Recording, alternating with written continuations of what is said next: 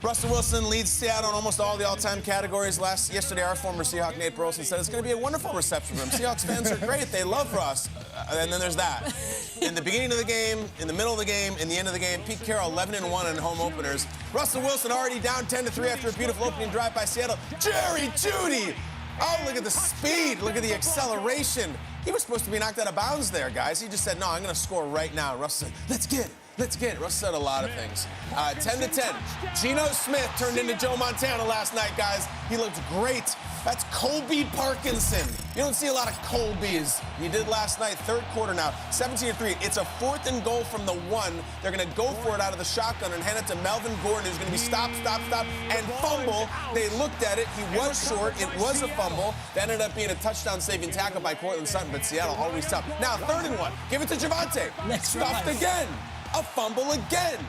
Seattle up 17-13. The place is rocking. Crazy red zone and goal line issues for Denver and Pete. That is the oldest coach in the league. 4th quarter, Broncos trail 17-16. 1:11 remaining. This is rust time. You're down 1. You have all 3 timeouts. On a 3rd and 14, he dumped it to Javonte. He might as well have been Cooper Kupp last night. Makes an incredible move.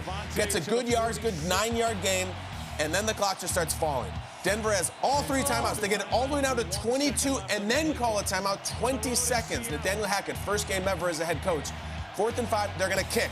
And after an icing attempt, which he missed, Brandon McManus gets a second shot of it for the win from 64 and pushes it left.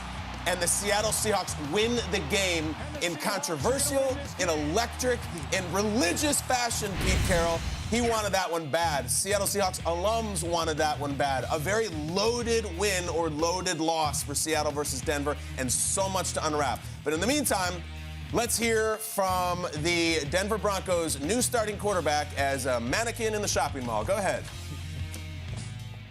I believe in Coach Hackett. I believe in what we're doing, and believe in everything. And, anytime you can try to find a way to make a play on 4th and 5, that's great too. But also, I don't think it was the wrong decision. I think he can make it. Obviously, in hindsight, we didn't make it. But if we were in that situation again, I wouldn't doubt whatever he decided. We were right on the line, and he had plenty of distance. He just missed it. And so, and again, Brandon gave it his best shot. I mean, that's a long field goal to hit. I think he's completely capable of that. But obviously, I wish we would have gotten a lot closer. But it put us in that weird spot there because we were in the field goal range, but we were on that 4th down situation.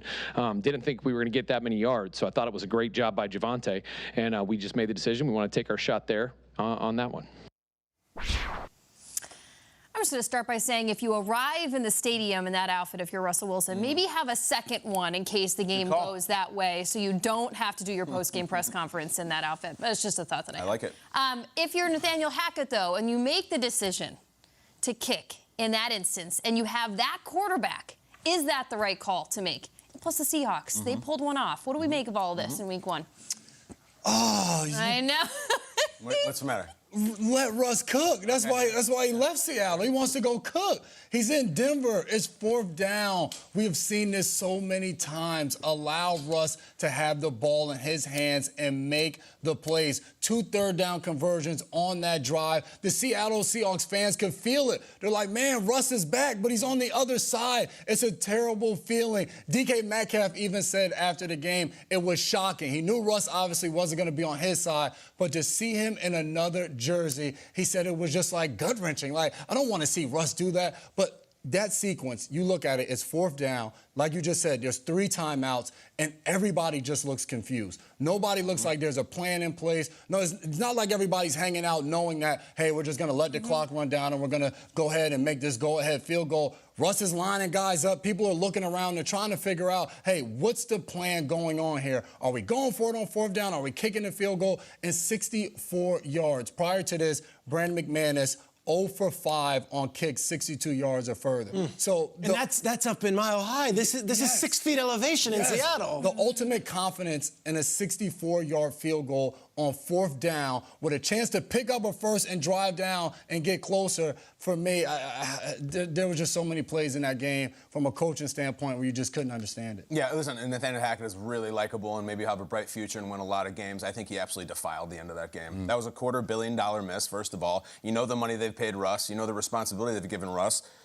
He's saying it right there. Let's ride, not let's trot off and let the kicker go. It's stressful there. Head coach is big time. It's getting loud. There's a lot of drama. Pete's over there freaking out. And you woefully lose track of time, woefully misuse the timeouts. It doesn't help that on then the partner network of the broadcast, Peyton Manning is standing there having some sort of emotional meltdown, screaming to call a timeout, and he won't. And then the idea to kick. I mean, 4th and 5, you're sitting there. It's Russ. He's been hot all night. You can feel the moment. He's going to convert that, and you trot out a guy 64-yard field goal, 64-yard kicks in the last 20 years. Kickers are 2 for 29. All the facts are there, all the analytics, all the calculations. I like Coach Hackett, and I like a lot of what Denver did last night.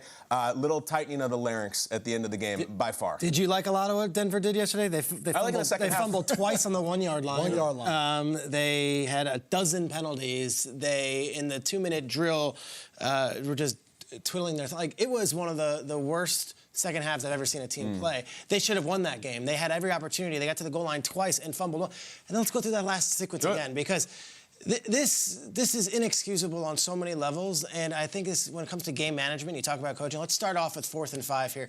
Let's see it, please, as we're 4th and 5. You got the kick. You got the rush. Let's go. We're on the 4th and 5. 4th and 5. What happened? Rob, press the button. So you go out and just talk us through it. Talk us through it. We saw it. No, they're at 4th and 5. They're There's at 4th and 5, and there's all this time, and you've got Russell Wilson, who you spent $250 million on, and you're thinking, here we go, and you just tick, tick, tick, tick, tick, and everyone else is looking. But then they ice the kicker, and he misses. Yeah, so he could have trotted his offense back out there after the He timeout. missed. You're like, wow, do that again. Because you can't make a 64-yarder. Right. And then you're like, no, keep him out there, keep him out there. And then, of course, he pushes it and misses again. I would also add this. In this circumstance, like, everyone talks about analytics, and they were wrong on analytics. But in this circumstance, Russell Wilson, to go into your old building and to not have the ball at the end, and then to go into the locker room and be like, well, hey, we lost on a field goal attempt at 64 yards. The guy's long with a 61. To me, you let Russ do it, and if he fails, whatever. Russ, it's Russ. Like, you do it. If not, it's all good. This whole sequence was just maddening because, Jamie, if you're looking at it, you can't have the time on the bottom because it's 4th and 5 and then the timeout. It's like... To me, the observation in this moment was whose team is this? And it felt very Russell Wilson is a great, fantastic guy, and it's like he's either going to get fired up and say, this is my moment, this is my opportunity, my team, I am the guy, or is it, coach, I defer to you? He's a new head coach. Whose team is it in that moment? And that's really where I felt like, do you demand the ball there? Do you demand the ball there? And whose personality is really kind of coming out in that moment? But they're still feeling each other out. There were moments, I'm sure, in Seattle where this happened between Pete Carroll and Russell Wilson, and I'm sure they had their communication worked out well enough to know who is going to essentially win out in that decision-making. But speaking of Seattle, got to give them their due. I mean, Geno Smith, 10 years he's waited. 10 years. In fact, the last time Geno Smith was out for Seattle, playing for Seattle, was Week 8 of last year, and his numbers were eerily similar in that win against Jacksonville. He threw for 195 yards and 2 touchdowns, and he didn't have a pick. What did he do last night? 195 yards, 2 touchdowns, and no picks. 23 for 28. He completes his first 10 passes. He came out ready to work. He came out ready to show everybody why all offseason Seattle just remained quiet. He fought for his job. He showed why he should be the guy. And they got the job done. Granted, it was in the hands of the other kicker by the time it all was said and done. Geno was great. Hey, Geno was great. Geno was great. He put them in that position to be ahead, and it mattered. And Pete Carroll, after the game, said he was poised, he was calm, it was fun watching him play. He's laughing, enjoying the moment. The moment came to him, and he was ready for it. And I thought that was awesome. I go back to the draft, and we had Pete Carroll on when it was Eisen, myself, Charles Davis, and Pete Carroll's on remote after they made their picks, and it was third day of the draft. And I said, foolishly, like, all right, so what have you seen from Drew Lock? Are you getting... And he was like, well, Geno Smith has been great. He's been here for 4 years. He's been learning the system, and it's his time. And I'm like, yeah, but you just traded for... You got Drew Lock. No, but Geno Smith... And he's been so steadfast with Geno. And Geno beat out Drew Lock. And then for Geno to win last night, it was like... I think there was a lot of, we've been reading everything that everyone's been saying, and for Geno's case, 4 years. Kyle, and you said it too. You was like, I'm not ready to just say Pete Carroll's not going to get it done. That was a fantastic coach. And Week 1, you saw it happen. Like, they played an excellent game against those Denver Broncos. So one of the tough pieces of news out of that game, though, was that their Seahawks safety Jamal Adams has suffered a, quote, serious quad tendon injury. He was carted off in the game. I'm sure more news will come out about that today.